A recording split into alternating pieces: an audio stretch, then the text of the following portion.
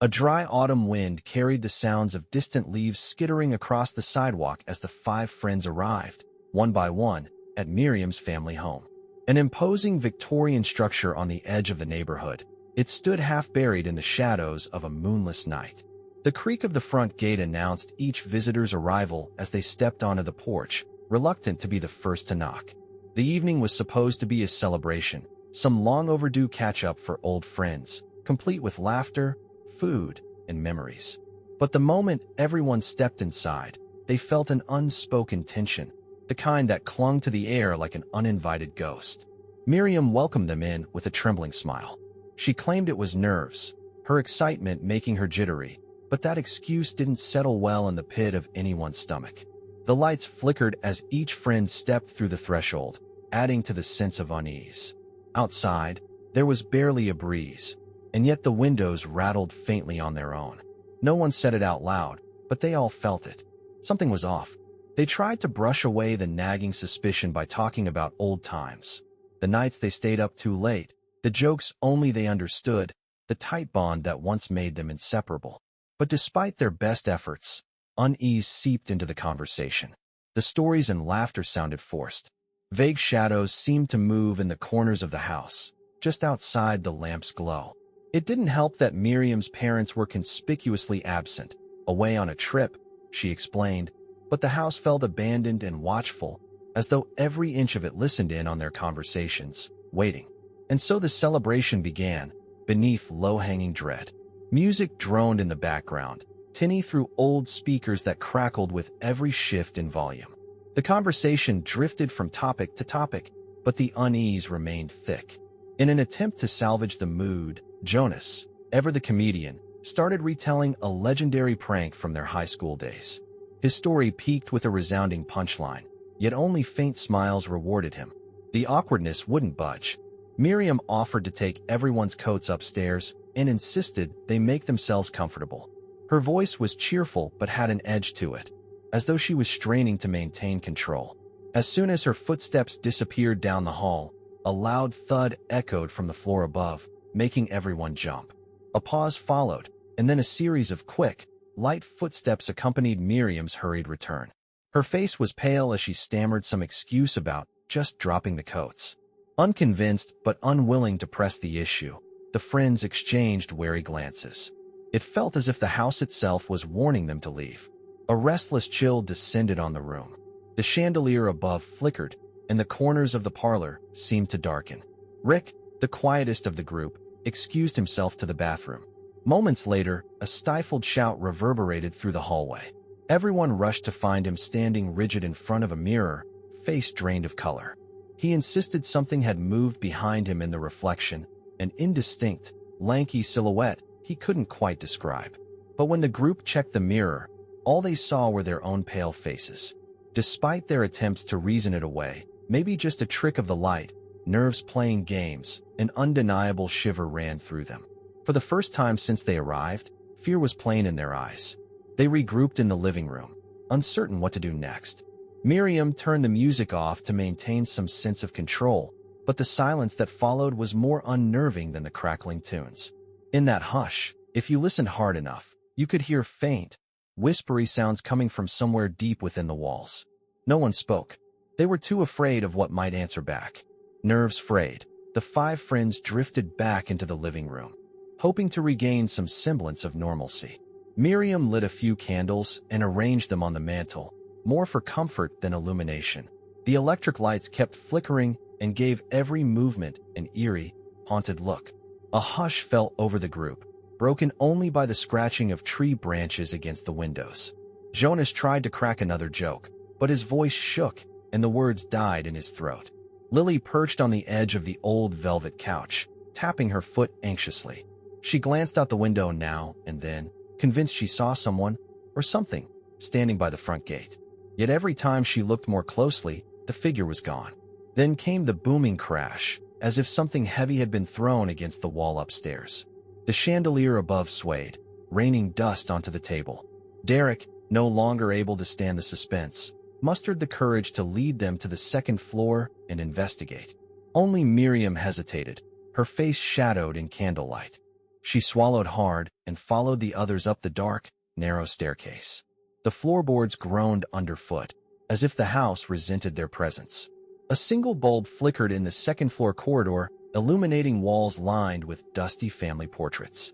The paintings seemed to watch them pass with an unnerving intensity, their eyes following each step.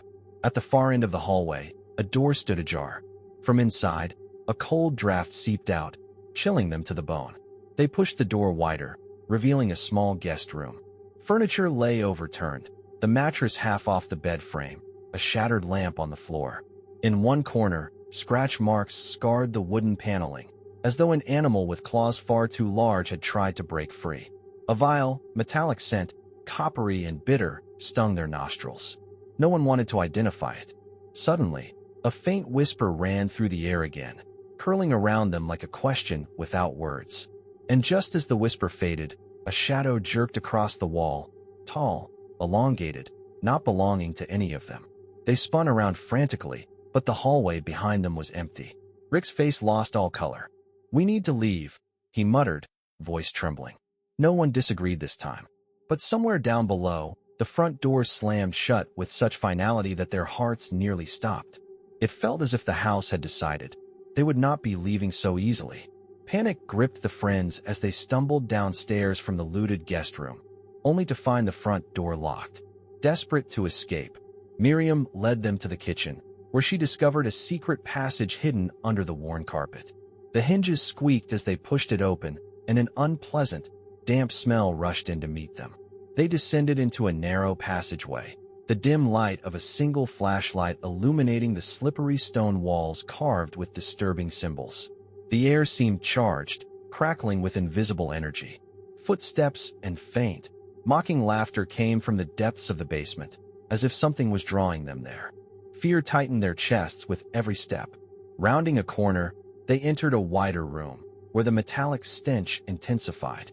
Grotesque claw marks covered the floor in looping patterns.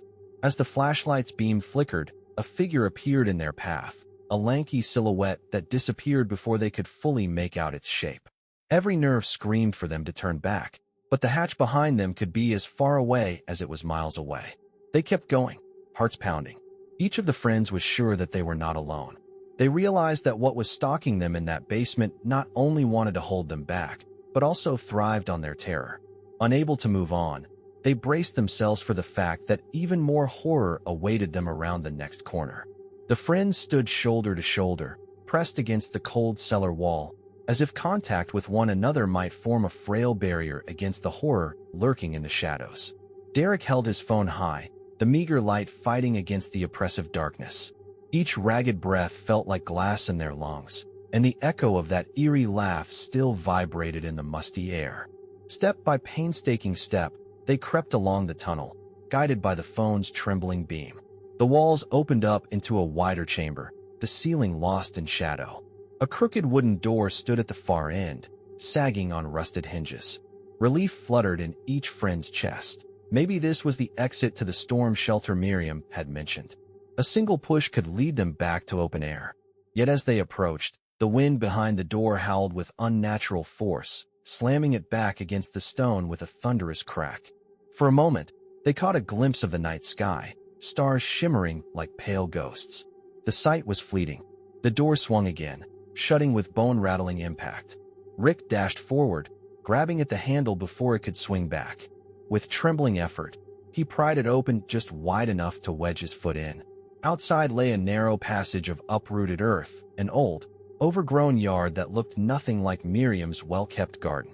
Bare tree limbs clawed the sky. Broken fence posts jutted at odd angles, wrapped in thick vines. Had they truly circled the property and wound up somewhere else? Or had they somehow stumbled into a place that shouldn't exist at all? One by one, they emerged into the night, the vast emptiness of the yard only slightly less suffocating than the claustrophobic cellar behind them. The wind carried faint, dissonant whispers, as though the house had exhaled its malicious presence into the surrounding darkness. Lily pointed across the yard to what looked like a path leading to the street. Their hearts thudded with renewed hope. If they could just reach the sidewalk, maybe they could run. Maybe they could flag down a car. Maybe they could escape. but the distance to safety felt interminably long. Each step took them deeper into the swirling gloom. The moon hid behind dense clouds, and the wind whipped loose leaves into frantic spirals. As they moved, they realized the ground was slick with a dark fluid. Jonas nearly slipped, shouting in alarm as his shoes slid through the muck. When Rick swept his flashlight across the ground, their stomachs clenched. The earth was streaked with crimson, fresh as if something large had recently been dragged this way. Worse were the prints, long, angular impressions pressed into the soil, not quite human, not quite animal. They meandered erratically, yet always seemed to circle back, as though drawn to the group's presence. Derek felt the hair on his arms stand on end. He searched the tree line, certain he heard movement. Was something circling them, closing in? Another laugh, quieter this time, eerily childlike, echoed through the jagged branches overhead. Miriam's candle, all but forgotten in her shaking hand, sparked back to life. The flame danced wildly, revealing glimpses of twisted shapes perched among the trees, gnarled forms that might have been branches or limbs. Several pairs of eyes glistened in that feeble light, a hungry gleam that darted away whenever the group looked directly at them. No, no, no, Lily whimpered under her breath, inching closer to the others. Every fiber in her being told her to run, but fear had paralyzed her legs. Suddenly, the shadows exploded with movement. A shape, taller than any human, lunged from behind the nearest tree. In the chaos, Rick screamed, dropping his phone. The flashlight spun across the grass, briefly illuminating the creature's face, stretched skin over a maw of jagged teeth, eyes too large and bulging with malevolent glee. The sight was so horrific it scorched itself into their minds in an instant. Jonas grabbed Lily's arm, pulling her back just as those claws raked through the air where she'd stood. Derek seized Rick's phone, aiming the trembling beam at the horror. Under the light, it hissed, recoiling as though scalded. Miriam groped frantically for a branch on the ground, anything she could wield as a weapon. She found one, raising it like a flimsy sword. Still, her hands shook so violently she could barely grip it. In that frozen second, they locked eyes with the monstrosity. It grinned, a mockery of a smile stretching too far across its face, then vanished into the murk. Their hearts hammered like thunder, but they knew the thing was still close, watching, waiting for the perfect moment to strike again. Go! Derek roared, spurring them into motion. They sprinted toward the path, adrenaline surging. Twigs and branches lashed at them, and uneven roots threatened to trip them at every step. The shadows shifted on all sides, unnatural shapes flickering between the trees, as if the monstrous entity had multiplied or summoned others to hunt. Raspy, uneven breathing surrounded them, so close they could feel the heat of it on their necks. They burst onto the narrow sidewalk at the very edge of the yard, panting. For a moment, hope flared. They were on a dimly lit street. Surely, any second, they might see headlights crest the hill. But the road was deathly silent, devoid of passing cars or lights from neighboring houses. It was as if the entire block had been wiped clean of humanity. Even the wind had died, leaving only the suffocating quiet of empty pavement. In the distance, they could see Miriam's house looming again, but from an angle that made no sense. It appeared closer than it should have been, as though the yard and cellar had led them in a circle of impossible geometry. The once grand Victorian structure glowed with a faint, sickly light in its windows, as if beckoning them back. A single shriek shattered the silence. Without warning, Lily was yanked backward, her body dragged along the asphalt. The group wheeled around to see the shape, the same nightmare with the slack, stretched skin, clutching her ankle, pulling her into the darkness. She clawed at the pavement, kicking and screaming, tears streaming down her face. Jonas and Derek rushed to her aid, but a massive, clawed hand swept them aside like rag dolls. Jonas hit the ground hard, gasping as the air punched out of his lungs. Miriam and Rick grabbed Lily's arms, straining with all their might to wrest her free, but the creature's grip was unrelenting. Its laughter rattled in their ears, gleeful and triumphant. In a final, sickening wrench, Lily's hand slipped from Miriam's grasp. She disappeared into the shadows with a desperate scream that abruptly fell silent. Shock and grief coursed through the remaining four like electricity. They had no chance of winning this fight. The thing had claimed Lily as easily as a wolf snatching a wounded fawn. Even now, they could sense it lurking just beyond the fringe of light, anticipating its next strike. Rick looked at Miriam, voice cracking. "What do we do?" Tears coated Miriam's cheeks. She glanced back at the house, its flickering interior lights seeming to blink in rhythm with her pounding heart. For all its terrors, it might be their only refuge, locked though it was by some malevolent force. Jonas pulled himself upright, rubbing a bruised shoulder. His eyes were wild with grief and fear. Yet he nodded at Miriam, understanding the unspoken plan. They would have to retreat inside, even though it felt like running into the jaws of the beast that had set this awful night in motion. Broken but resolute, the survivors sprinted back toward the gate. As they approached the porch, the front door swung open on its own, its ancient hinges emitting a long, mournful groan. The house inhaled them with a hungry silence. No one needed to be told. This was far from safety. It was a choice between certain doom outside and the slim hope that somewhere within the walls of that old Victorian, they might find a way out. Maybe Lily still had a chance. Maybe there was a phone line that worked, or a window that could be shattered, or even some clue to the house's secrets that could banish the horror stalking them. Inside, the clocks had all stopped. The lights were dimmer than before, as if drained by the night's events. The walls seemed to pulse, alive with dark energy. Rick tried his phone again. Still static, an unresponsive ghost of technology. Over the threshold, Jonas shut the door with trembling hands, though they all sensed it wouldn't keep anything at bay for long. Through the silence, they heard a single, echoing sound. A slow, heavy tread on the second-floor landing. The house breathed, the stairs groaned, and the unseen entity upstairs advanced one step at a time. With no other option, the friends steeled themselves for what was to come.